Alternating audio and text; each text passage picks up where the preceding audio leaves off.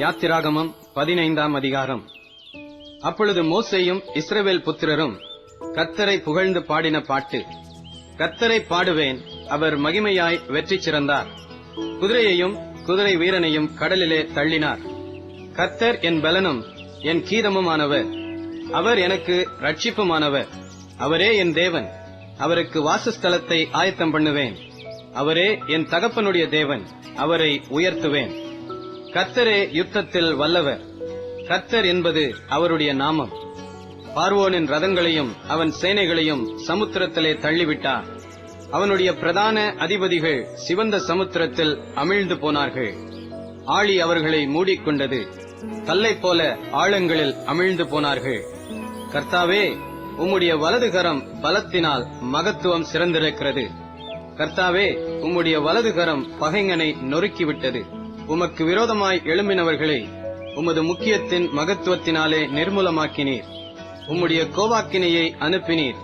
அது அவர்களை தாளடியைப் போல பட்சித்தது. உமது நாசியின் சுவாசத்தினால் ஜலம் குவிந்து நின்றது. வெள்ளம் குவியலாக நிமிர்ந்து நின்றது. ஆழமான ஜலம் நடுக்கடலிலே உறைந்து போயிற்று. தொடருவேன், பிடிப்பேன், கொள்ளையாடி பங்கிடுவேன். என் ஆசை அவர்களிடத்தில் திருப்தியாகும். என் பட்டயத்தை உருவுவேன். என் கை அவர்களை சங்கரிக்கும் என்று பகைஞன் சொன்னான். உம்முடைய காற்றை வீச பண்ணினீர். கடல் அவர்களை மூடிக்கொண்டது. திரளான தண்ணீர்களில் ஈயம் போல அமிழ்ந்து போனார்கள். கர்த்தாவே, தேவர்களில் உமக்கு ஒப்பானவர் யார்? பரிசுத்தத்தில் மகத்துவம் உள்ளவரும் துதிகளில் பயப்படத்தக்கவரும் அற்புதங்களை செய்கிறவருமாகிய உமக்கு ஒப்பானவர் யார்? நீர் உமது வலது கரத்தை நீட்டினீர். பூமி அவர்களை விழுங்கி போட்டது. நீர் மீட்டுக்கொண்ட இந்த ஜனங்களை உமது கிருபையினாலே அழைத்து வந்தீர்.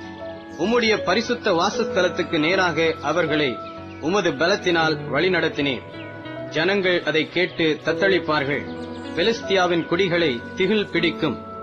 ஏதோமின் பிரபுக்கள் கலங்குவார்கள். மோவாபின் பராக்கிரமசாலிகளை நடுக்கம் பிடிக்கும். கானானின் குடிகள் யாவரும் கரைந்து போவார்கள். பயமும் திகிலும் அவர்கள் மேல் விழும். கர்த்தாவே, உமது ஜனங்கள் கடந்து போகும் வரையும், நீர் மீட்ட ஜனங்களே கடந்து போகும் வரையும், அவர்கள் உம்முடைய புயத்தின் மகத்துவத்தினால் கல்லைப் போல அசைவற்றிருப்பார்கள்.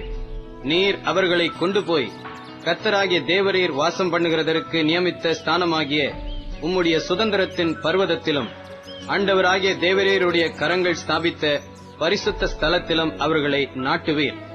கர்த்தர் சதா காலங்களாகிய என்றென்றைக்கும் ராஜரீகம் பண்ணுவார். பார்வோனின் குதிரைகள் அவனுடைய ரதங்களோடும் குதிரை வீரரோடும் சமுத்திரத்தில் பிரவேசித்தது. கர்த்தர் சமுத்திரத்தின் ஜலத்தை அவர்கள் மேல் திரும்ப பண்ணினார். இஸ்ரவேல் புத்திரரோ சமுத்திரத்தின் நடுவே வெட்டாந்தரையிலே நடந்து போனார்கள் என்று பாடினார்கள். ஆரோனின் சகோதரியாகிய மிரியாம் என்னும் தீர்க்கதரிசியானவளும் தன் கையிலே தம்புரை எடுத்துக்கொண்டாள். சகல ஸ்திரீகளும் தம்புருகளோடும் நடனத்தோடும் அவளுக்கு பின்னே புறப்பட்டு போனார்கள். மிரியாம் அவர்களுக்கு பிரதிவசனமாக, கர்த்தரை பாடுங்கள், அவர் மகிமையாய் வெற்றி சிறந்தார்.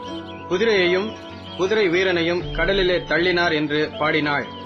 பின்பு மோசே இஸ்ரவேல் ஜனங்களை சிவந்த சமுத்திரத்திலிருந்து பிரயாணப்படுத்தினான். அவர்கள் சூர் வனாந்தரத்துக்கு புறப்பட்டு போய் 3 நாள் வனாந்தரத்தில் தண்ணீர் கிடையாமல் நடந்தார்கள். அவர்கள் மாராவிலே வந்தபோது மாராவின் தண்ணீர் கசப்பாயிருந்ததினால் அதை குடிக்க அவர்களுக்கு கூடாதிருந்தது. அதனால் அவ்விடத்துக்கு மாரா என்று பெயரிடப்பட்டது. அப்பொழுது ஜனங்கள் மோசேக்கு விரோதமாய் முறுமுறுத்து, என்னத்தை குடிப்போம் என்றார்கள். மோசே கர்த்தரை நோக்கி கூப்பிட்டான். அப்பொழுது கர்த்தர் மோசேக்கு ஒரு மரத்தை காண்பித்தார். அதை அவன் தண்ணீரில் போட்டவுடனே அது மதுரமான தண்ணீராயிற்று. அவர் அங்கே அவர்களுக்கு ஒரு நியமத்தையும் ஒரு நியாயத்தையும் கட்டளையிட்டு அங்கே அவர்களை சோதித்து, நீ உன் தேவனாகிய கர்த்தரின் சத்தத்தை கவனமாய் கேட்டு அவர் பார்வைக்கு செம்மையானவைகளை செய்து அவர் கட்டளைகளுக்கு செவி கொடுத்து அவருடைய நியமங்கள் யாவையும் கை கொண்டால், நான் எகிப்தியருக்கு வரப்பண்ணின வியாதிகளில் ஒன்றையும் உனக்கு வரப்பண்ணேன். நானே உன் பரிகாரியாகிய கர்த்தர் என்றார்.